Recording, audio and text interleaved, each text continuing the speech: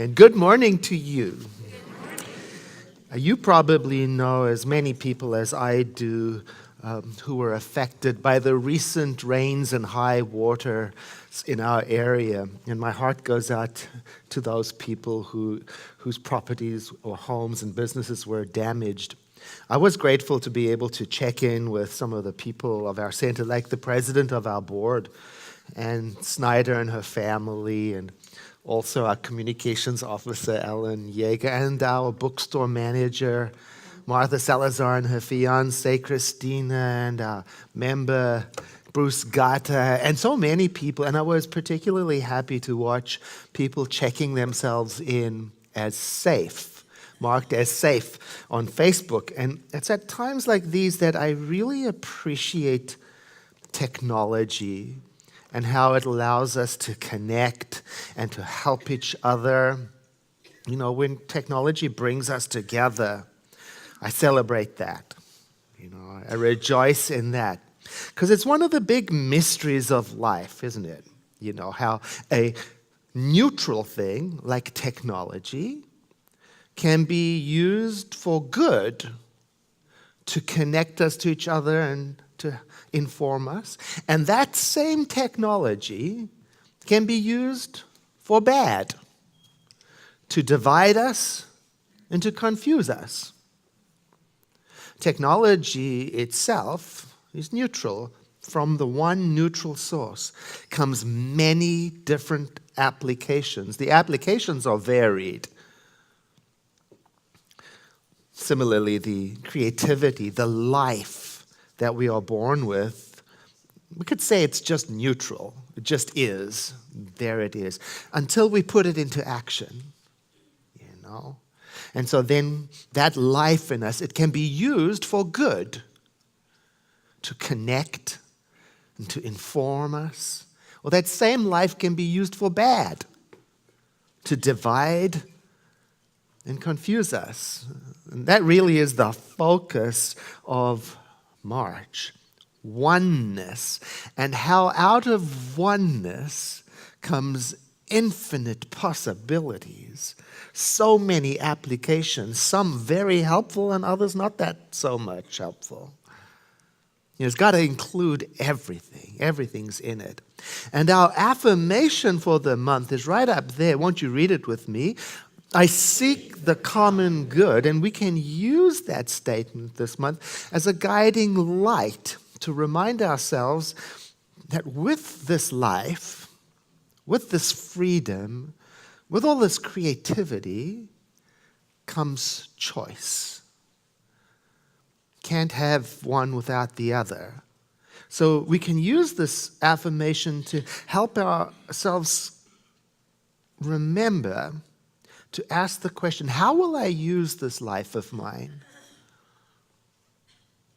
How can I use what is mine for the highest good, for the common good, for the best good possible? How can I expand my attention to go beyond my personal need, my personal gain, with all of the potential that comes with the energy of life in me?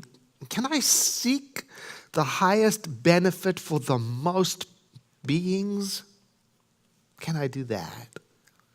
You know, we just completed a whole month honoring Black history, and our focus was diversity and integrity. Now, this month is like a logical and necessary development. It's the next step. Now, let us talk about our common spiritual heritage. Oh, oneness is a very interesting topic, you know. It's not something you get right away from looking at life. I mean, take a look around you. You know, it's more likely that a person looking at life will notice differentness. How different everything is. Uniqueness seems to be the standard for nature, the law. And nothing stands still long enough to be the same, one moment to the next. So oneness is that spiritual reality that's hidden from view. And to keep things interesting, oneness is on the inside and diversity is on the outside. We're from the same parents, but we look and turn out different. You know, when a person studies metaphysics, this teaching from the center, it's normal to notice that there are these contradictions. You know, we are different and we are the same. So a student must be able to hold a paradox comfortably. You know, a student has to be able to hold two seemingly contradictory things that are both valid simultaneously. Otherwise, it will drive you crazy, you know? Because we face this. Everything is essentially one, yet everything is completely different. Everything is in a state of constant change. Yet everything is fixed in that which is eternal and unchanging. Everything comes from the one same shared spiritual origin, and yet that shows up as different cultures, different genders, different preferences. Everything is from the same eternal truth, and yet that truth can be interpreted in endless ways. Oh my. Maybe it's easier to understand what oneness is if we look at it through how we are connected to each other. Our interconnectedness, for example, using that well-known statement of Chief Seattle. This is the gender-inclusive version. This we know. All things are connected like the blood which unites one family. Whatever befalls the earth befalls the children of the earth. We did not weave the web of life. We are merely strands in it. Whatever we do to the web, we do to ourselves. So it suggests to me that to appreciate what oneness is then, perhaps we have to go beyond the things that separate us. We have to go beyond our differences. Perhaps go even beyond our cultures and nationalities, go even beyond our political affiliations, even beyond our genders and beyond our religion, beyond everything, and try to understand at all times that what I do to you, I'm doing to me. And that what I do to the planet now, I'm doing to the next generation of children. And that what I do to the animals, I'm doing to all of life. It's big. Now, the recommended book for this month, Beyond Religion, is very helpful in sorting this all out. Oh, it's so good. And in chapter 1, His Holiness, the Dalai Lama, starts with a very bold statement. He says, I'm a man of religion, but religion alone cannot answer all of our problems. Whoa. And then he goes on to explain this. And he explains it in a way that is quite similar to what we teach here at the Center for Spiritual Living. Because here we teach that divinity is the self-givingness of life to itself. And what that means is that divinity, or God if you prefer that word, divinity never withholds itself. In other words, it's equally available and present evenly for all the time. It's what we do with that individually that makes it personal and diverse and complicated. And in chapter 1, he explains how he got to the statement, His Holiness the Dalai Lama was at a formal ceremony. It was the dedication of a new Buddhist temple in Bihar. Bihar is a city, a town in northern India.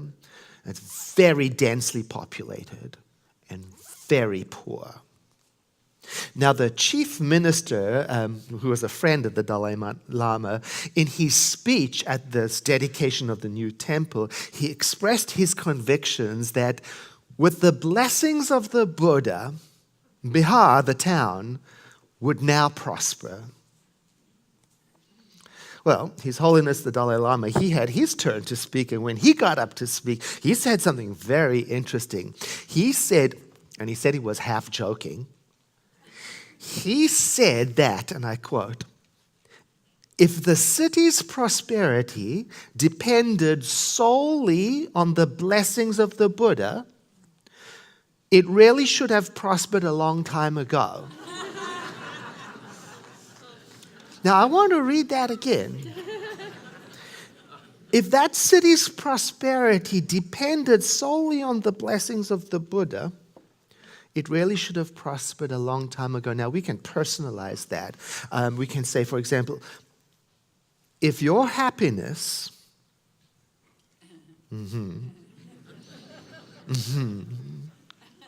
right? If your happiness depended solely on the blessing of divinity, of God, why, you should have been happy a long time ago. Or if your relationship harmony depended solely on the blessing of divinity, you should have been harmonious a long time ago. Now, the hidden meaning in that is that the blessing of the divine is already and always given, and it's what we do with it that becomes personal. It's what we do with the blessedness of life is how oneness becomes endless possibilities. It's for that reason that we do not teach people to ask for God's blessings. It's already given. We do not teach people to ask for God's favor. It's already given. We do not teach people to ask for God's approval. It's already given. To ask for God's healing. It's already given. Instead, we teach people to bring themselves consciously into alignment with the blessedness that is already, and then to live their lives from that oneness and holiness now and in every moment. To ask ourselves, what would this blessedness have me do? What would this oneness want me to say? What would my innate sense of connectivity and wholeness have me be in the world? And then to use what we have been given and what we are given in every moment to do good works in the world, not only for ourselves, but for others too. And His Holiness goes on to explain his reason why he thinks that religion alone won't solve our problems by saying that there isn't a good reason for Bihar to be impoverished. I mean, after all, it's the holiest of Buddhist sites. It's where Buddha attained final enlightenment. So we might rightly expect it to be thriving. Yet, he says, what is needed for real change is for good people to put their religion into action. Now, he says this is not to suggest that blessings and prayers are useless. It's rather to encourage us to follow up and to follow through with meaningful, wholesome, helpful, inclusive action. He says there isn't a good reason for Bihar to be impoverished. Now, here we use good as a synonym for God, right? So we can say there isn't a God reason for Bihar to be impoverished. And we can localize that then, and we can say there isn't a good reason for our country or any country to be whatever it is. Divisive, prejudicial, vulgar, unjust, unequal. There isn't a God reason for that. What is needed is for good people to act with meaningful, wholesome, helpful, inclusive action. You know, in Science of Mind, we call prayer spiritual mind treatment. And when we are praying, we say we are treating. So there's this old saying, maybe you know it. It says, treat and move your feet. Yes. It's to remind us that it is one thing to sit blissfully contemplating oneness. And it's another thing altogether to let the awareness of that oneness get into us, get under our skin, and to inspire our actions. Our founder, Ernest Holmes, he was pretty pointed about it, and he said this: I would rather see a student of this science prove its principle than to have them repeat all the words of wisdom that have ever been uttered. It is far easier to teach the truth than it is to practice it. In other words, or to talk about oneness is good. To demonstrate oneness in my own actions is even better.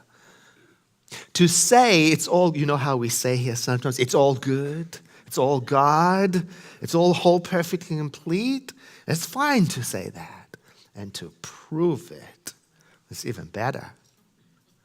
He goes on elsewhere to say, it is easy enough to rush about shouting that there are no sick people. It's all whole, perfect, and complete, you know.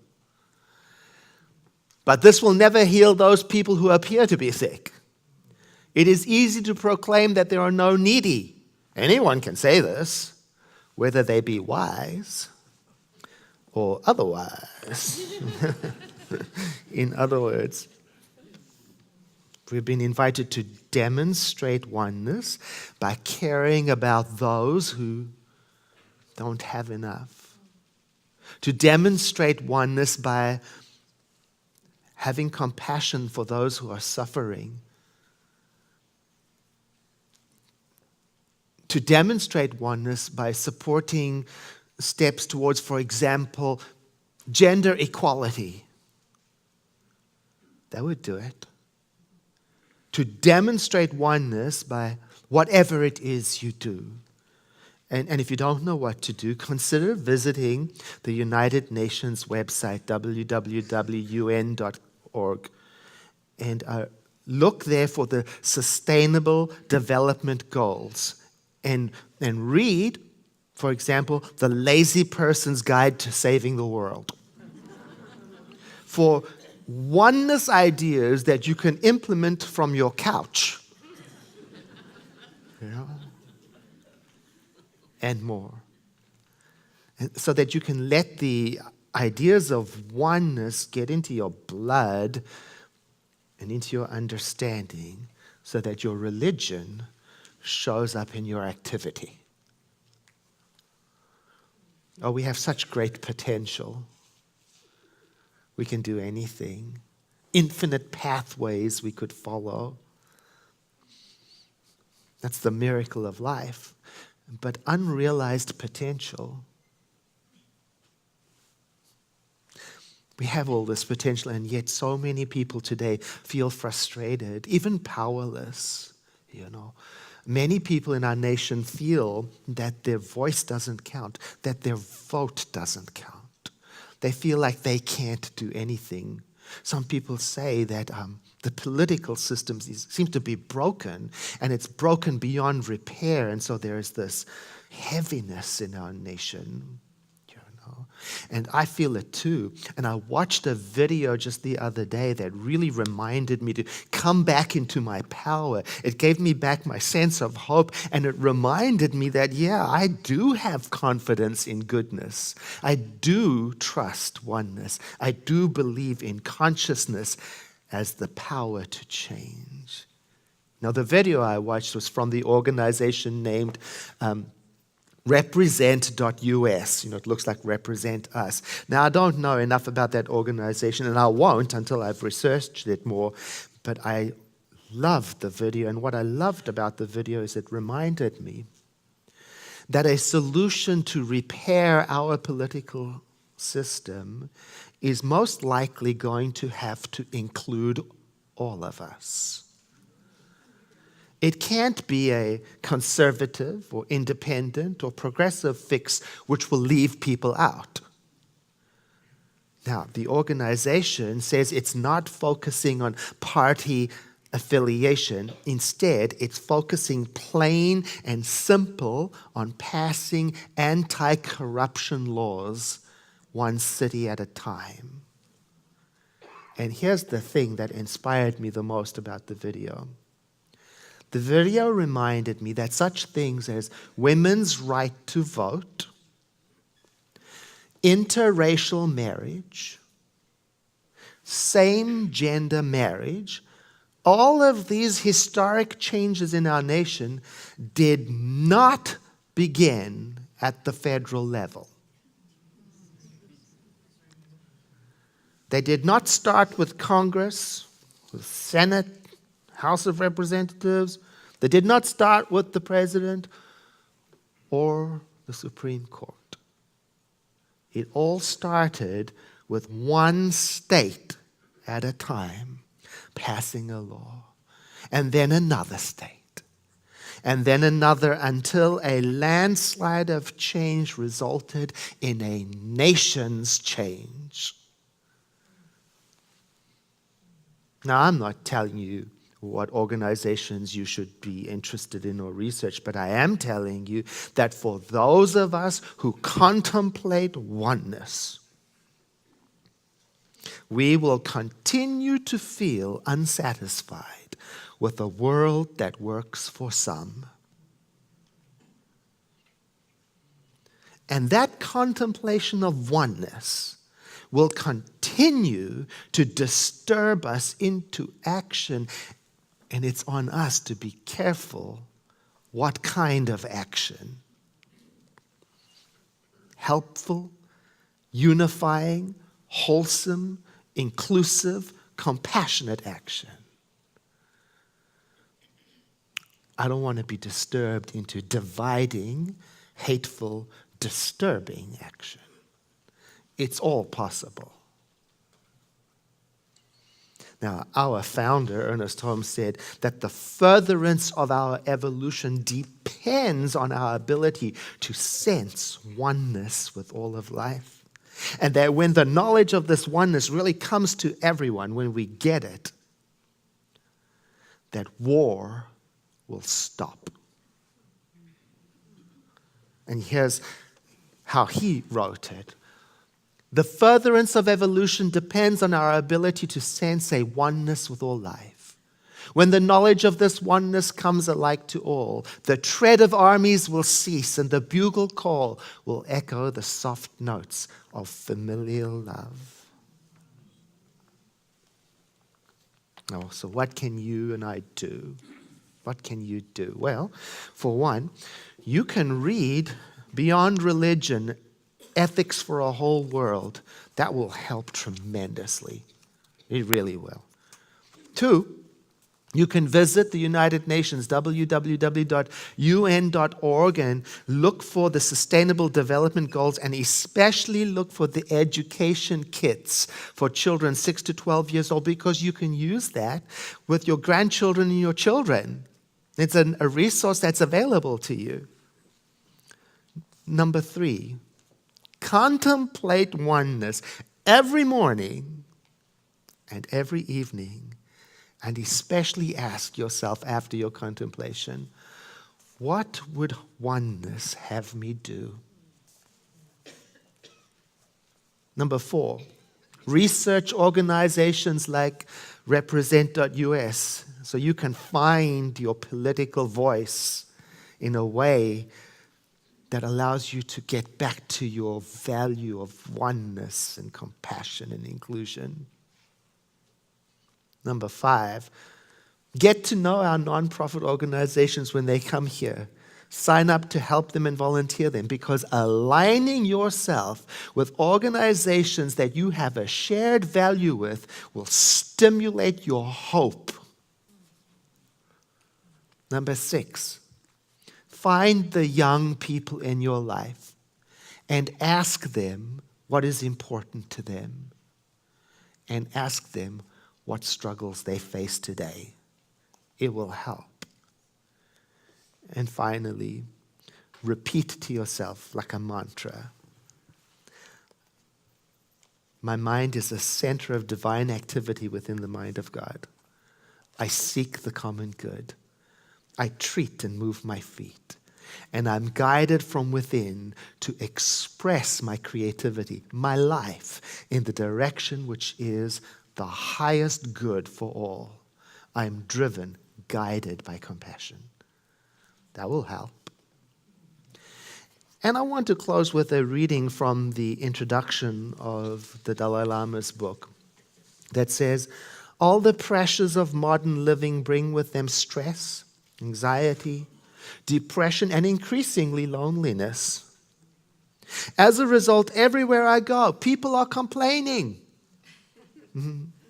Even I find myself complaining from time to time. It is clear that something is seriously lacking in the way we humans are going about things.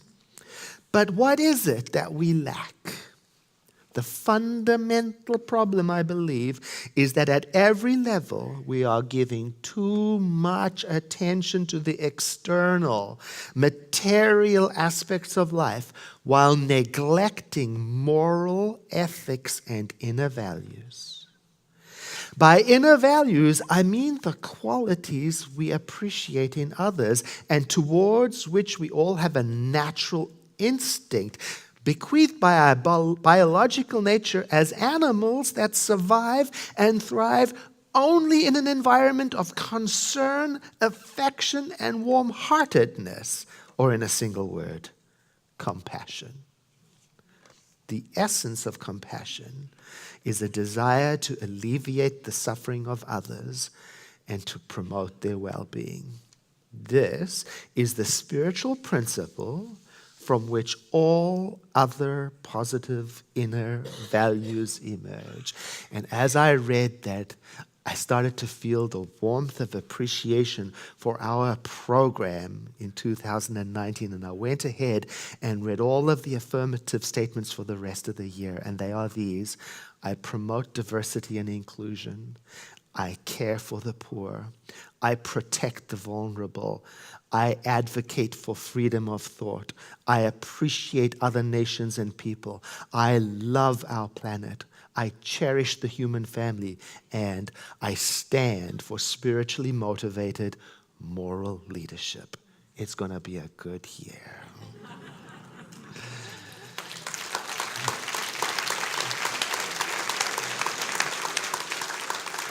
I invite you to breathe in with me. And as you exhale, let your eyes close if that's comfortable, as we turn our attention within, letting go of all considerations for a moment. We turn our attention to that which has always been present in us and around us, the living Spirit Almighty, that which we know as our own lives, that we understand as our own love. Our lives and our love, our creativity coming from that which is endless and perfect. By perfect, I mean it is not diluted or affected yet by any kind of change or application, and I appreciate the power that I have to use my creativity, my consciousness, my imagination in any way I want. And so I rededicate myself now to express my life in ways that connect, that uplift other people. I shake from me all sense of gaining advantage over others, of positioning myself in a more favorable light. And I surrender to the harmony that my soul yearns for. I know this is mine to do, and I know that each person here has their own work to do and their own path to follow, and so I celebrate it all. And I realize that by embracing the diversity of ways that we show up is my way of honoring oneness.